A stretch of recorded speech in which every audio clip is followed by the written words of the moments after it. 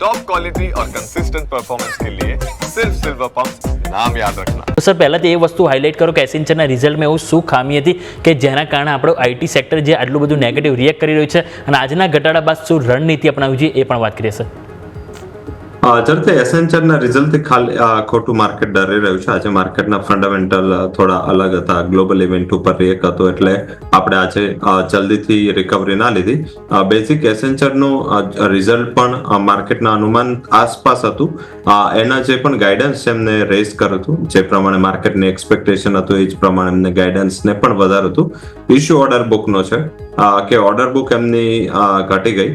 માર્કેટે જ્યાં જોવું હોય છે ત્યાં જ જોયું છે. આજે એસેન્ચર છે જે ગયા વખતે જે એના પરિણામો છે એ પૂરા ફ્લેટ હતા, ના તો કઈ ગાઈડન્સમાં ચેન્જ હતું ના તો કઈ ખાસ હતું, છતાં એસેન્ચરનો સ્ટોક એ દિવસ ઉપર હતો. તો બેઝિક માર્કેટનું સેન્ટિમેન્ટ અને એક ક્વાર્ટરમાં આવેલી મોમેન્ટ એ યુએસ માર્કેટમાં બહુ મોટો રોલ પ્લે કરે છે.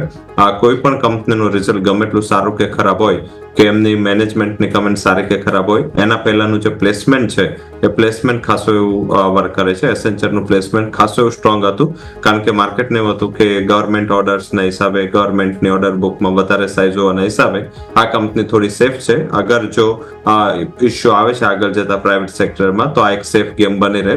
ઉલટું થયું, ગવર્મેન્ટની ઓર્ડર બુક ડ્રાસ્ટિકલી રિડ્યુસ થઈ, કારણ કે યુએસ પોતે ટ્રાય કરી રહ્યું છે પોતાની ડેફિસિટ કટ કરવાની.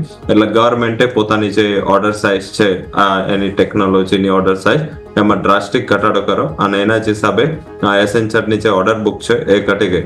હાલાકી આપણે આઈટી કંપનીનું કંઈ પણ સ્ટ્રક્ચર યુએસના ગવર્મેન્ટ ઓર્ડર સાથે નથી, તો આઈ થિંક એ જોવું જોઈએ. આપણે સૌથી મોટું જે સ્ટ્રક્ચર જે છે કંપનીઓનું એ ફિનાન્શિયલ ટેક, ફિનટેક સાથે અને ફાઇનાન્સ સેક્ટર આસપાસની કંપનીઓ આપણા પાસે વધારે ઓર્ડર બુક છે, એ પણ પ્રાઇવેટ. તો એ સેક્ટરમાં તો એમને પોતાનું આઉટલુક પણ સારું આપ્યું છે.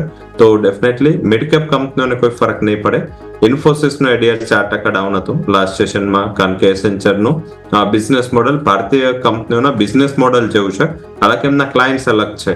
તો આઈ થિંક મને એવું દેખાઈ રહ્યું છે કે આ નોન ઇવેન્ટ છે. આઈ થિંક આના ઉપર આટલું ફોકસ કરવા જેવું નહોતું, પણ આજે જે ફોકસ છે આઈ થિંક ઓર્ડર બુકને લઈ વધારે હતું. માર્કેટ એવું એક્સપેક્ટ કરી રહ્યું છે કે જ્યાં યુએસ થી સારા ઓર્ડર ફ્લો આવે છે એ કંપનીઓને વધારે ઇશ્યુ થશે. બટ આપણી કંપનીઓને ધ્યાન રાખવું જોઈએ કે જે લાઈક ટીસીએસ છે સૌથી વધારે ગવર્મેન્ટ ઓર્ડર પર ડિપેન્ડન્સ છે, but A government order from the Indian side, Indian perspective, UK perspective, અને યુકે ઇન્ડિયા તો ઘણું સ્ટ્રોંગ કરી રહ્યું છે. તો આધારિત એવું દેખાઈ રહ્યું છે કે આને એક અલગ ઇવેન્ટ તરીકે જોવું જોઈએ. શાયદ એકાદ દિવસમાં એસેન્ચર પણ રિકવર થઈ જશે થોડું, અને આપણે આઈટી કંપનીઓમાં પણ આટલું મોટું હર્ડલ નહીં આવે. હવે આપણે આઈટી કંપનીઓમાં જે સ્ટ્રક્ચર વાઇઝ સારી છે એ મિડ કેપ આઈટી કંપનીઓ કમ્પેરેટિવ વધારે બેટર છે. લાર્જ કેપ સતત ફ્લેટન રહી છે. વિપ્રો સેવાની તમામ જે લાર્જ કેપ કંપનીઓ છે એ સાઇડવેઝ મોડમાં છે, થોડું એચસીએલ ટેક બહાર છે. તો આઈ થિંક જો લાર્જ કેપમાં જવું હોય તો વિપ્રો એચસીએલ ટેક પર પસંદગી ઉતારવી જોઈએ, અને મિડ કેપમાં જવું હોય તો એમ્ફાસિસ અને પર્સિસ્ટન્ટ. તો મને એવું દેખાઈ રહ્યું છે કે આ કરેક્શન છે એમાં 4 કંપની એટ્રેક્ટિવ છે, અને જો ગ્લોબલ રિસ્ક અહીંયાથી ઘટતું જાય છે તો આપણા આઈટી કંપનીઓમાં રિકવરી પણ સારી આવશે, અને આ ઘટાડો હોય છે એ પ્રોફિટ બુકિંગની તક તરીકે જોવું જોઈએ. ઓકે, તો વ્યૂ આ પ્રમાણે અહીંયાથી ખાસ આઈટી કંપનીઓ પર